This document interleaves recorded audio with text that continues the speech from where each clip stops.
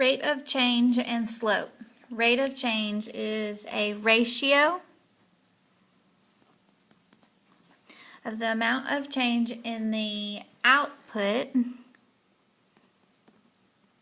which will be the same thing as the y values, to the amount of change in the input, which will be the x values. So rate of change is the ratio of the amount of change in the output to the amount of change in the input. Slope of a line is the ratio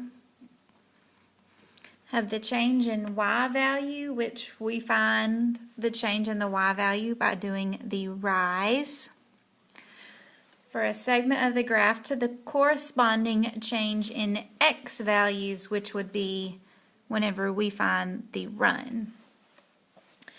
So since we're moving into equations, we have y equals kx, which we know k stands for constant, so that's proportional. So whenever you see this y equals mx, the constant and m stands for slope, so they're the same thing. They're both proportional.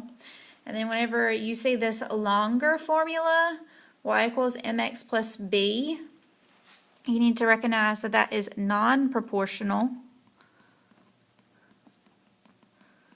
because we have this extra part that's added on to the back. Remember that we knew that proportional went through the origin, so we would not need to say plus 0 at the back. But whenever it's not going through the origin, it's going to have this extra number. So that's the part that makes it non-proportional. Okay, so the different parts of the slope-intercept formula. M stands for slope. Remember I told you to think of M as mountains, and mountains have slopes. X is the independent variable.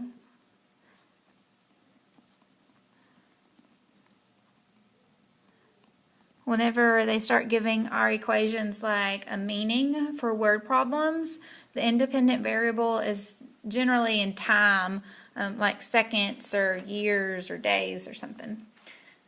And then we have B back here. We've been talking about him a little bit. He's called the y-intercept, which is where the line crosses the y-axis because it's not going through the origin. It's going at some other number. This formula is non-proportional because you can't add or take away from that beginning part of the formula. Okay? So M with slope, think of mountains. We do rise over run whenever it's on a graph and we need to find the slope. And then we have the slope on our formula chart where we subtract the y values and then subtract the x values, and that's whenever they give us two ordered pairs.